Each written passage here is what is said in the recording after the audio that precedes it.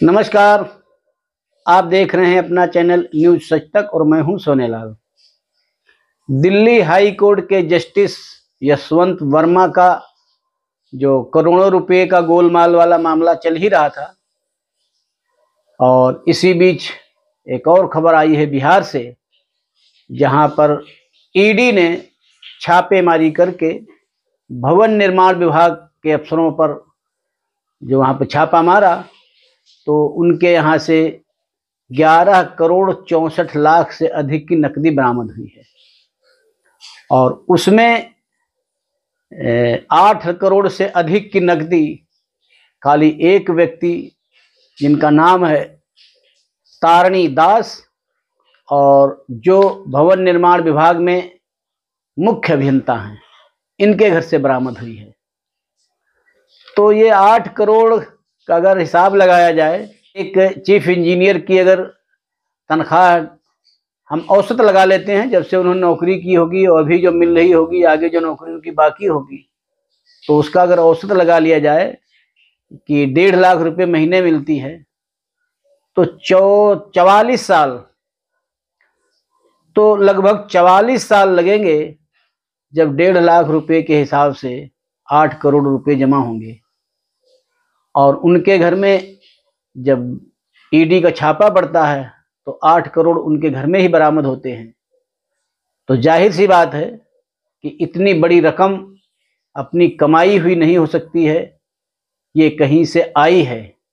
अब ये कहाँ से आई है, इसकी ईडी जांच कर रही है।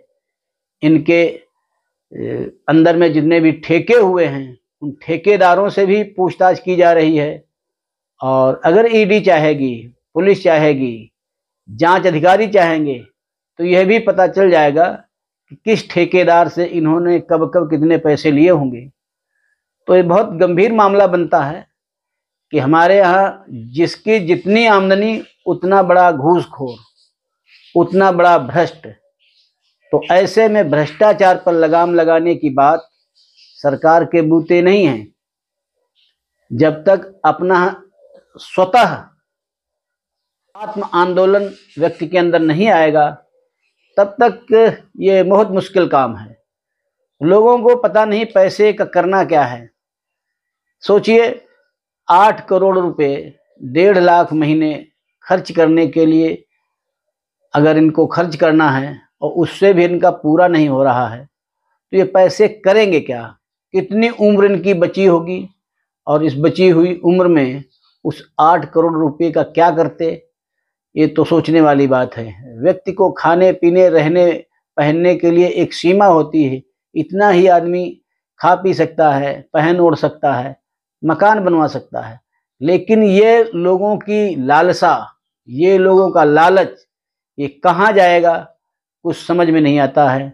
क्योंकि जब एक अधिकारी के यहाँ 8 करोड़ रुपए मिला है, तो ऐसे बहुत से अधिकारी होंगे और हैं।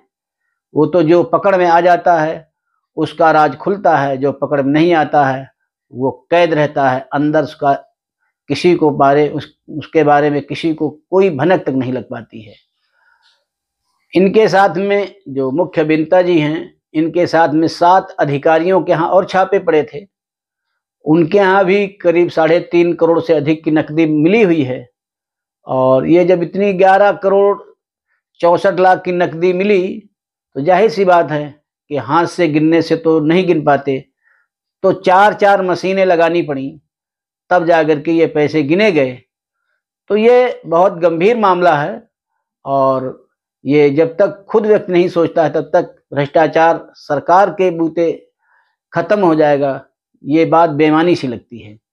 यशवंत वर्मा को ही ले लिया जाए, उनके घर में जो 15 करोड़ की नकदी मिली हुई है, और उस 15 करोड़ नकदी को मान लिया जाए कि उनकी तनख्वाह 2 लाख रुपए भी रखी जाए, तो आप हिसाब लगा लीजिए कि कितने साल, कितने महीने में 15 करोड़ होती।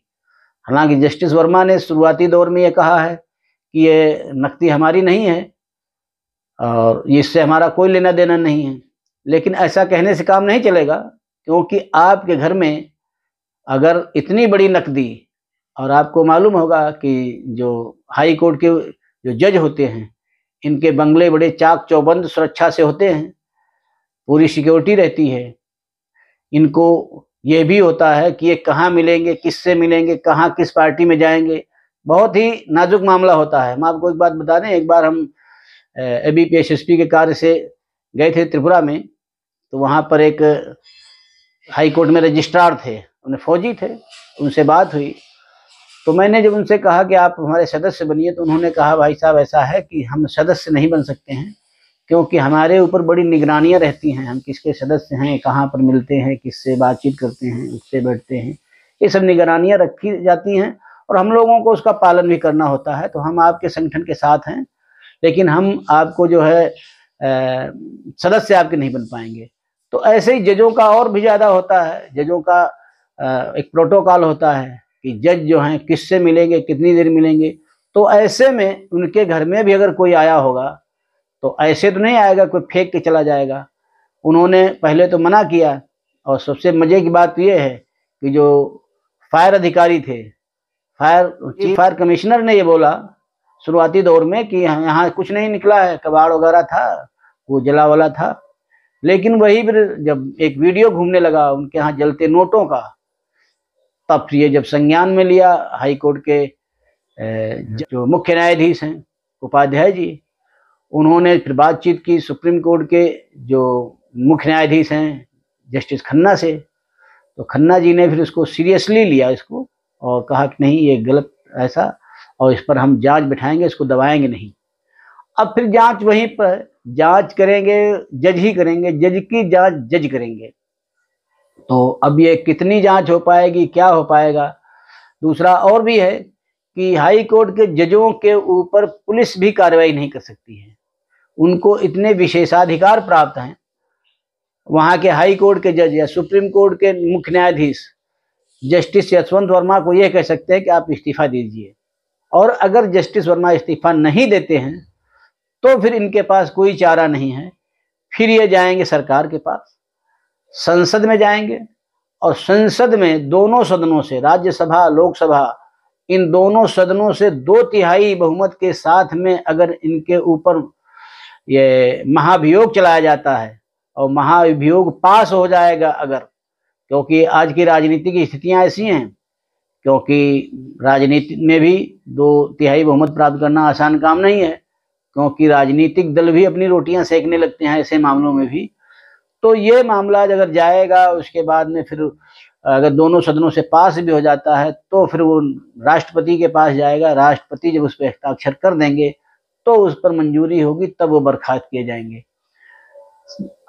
इनको इतने अधिकार प्राप्त हैं कि अगर ये किसी का मर्डर भी कर दें, और मर्डर का भी केस है, तो उसमें भी कोई कुछ नहीं कर सकता है। जो हमने प्रक्रिया बताई है उसी प्रक्रिया के तहत ही इनके ऊपर जांच होगी। तो कहा जा रहा है कि 3 जजों की कमेटी बनाई गई है, वो जांच कर रही है। क्या जांच कर रही है तो बाद में पता चलेगा।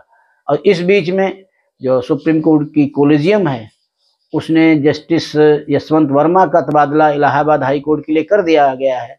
लेकिन इलाहाबाद हाई कोर्ट में जो वहाँ की बार एसोसिएशन है, उसने इसका बहुत जोरदार विरोध किया है और कहा है कि जज को इलाहाबाद भेजे जाने की कोई जरूरत नहीं है।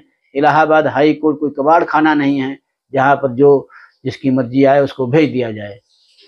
प्रारंभिक तौर पर तो मामला दब ही गया था, क्योंकि जब वहाँ पर फायर अधिकारी ने कह दिया कि नहीं उनके घर में कुछ नहीं हुआ है, पुलिस गई, वो भी जांच करके चली आई। लेकिन जब वायरल हो गया वीडियो, और वीडियो वायरल होने के बाद में अगले दिन फिर उनके घर के आसपास 500 के जले नोट जब बिखरे हुए पाए गए, तब ये माना गया कि ये नोट इसी घर से निकले होंगे, ले जाने में ये हुआ है। अभी तक ये नहीं पता चल सका है कि वो नोट अभी हैं कहाँ। तो जब फायर के अधिकारियों ने बता दिया, पुलिस ने कह दिया, लेकिन अगर वीडियो वायरल ना हुआ होता तो ये केस जस का तस फिर दफन हो जाता, किसी को पता ही नहीं चलता। क्योंकि अगर जज एक घूस ले रहे हैं, जिनसे न्याय की उम्मीद की जा रही है, उनके यहाँ इतना बड़ा पैसे का भंडार मिलता है, सोचिए अगर ये किसी नेता के यहाँ मिला होता, किसी अन्य अधिकारी के यहाँ मिला होता, आम पब्लिक में किसी के पास मिला होता, तो उसके साथ में क्या होता। अब जज के यहाँ मिला है तो जज तो सर्वे सर्वा है, न्याय का जो है सबसे बड़ा अधिकारी है, वो न्यायाधिकारी बोला जाता है, न्यायाधीश बोला जाता है। तो उनके पास जो इनको इतने अधिकार प्राप्त हैं, अब देखना है कि वो जज जो लगाए गए हैं, इनकी कमेटी बनाई गई है जांच करने के लिए, वो कमेटी में क्या जांच करते हैं, क्या रिपोर्ट देते हैं और उस पर आगे का एक्शन क्या होता है, यह देखने वाली बात होगी। इस अंक में बस इतना ही। अगले अंक में फिर किसी अन्य मुद्दे पर। तब तक आप हमारे चैनल को देखिए, लाइक करिए, शेयर करिए और सब्सक्राइब करिए। धन्यवाद।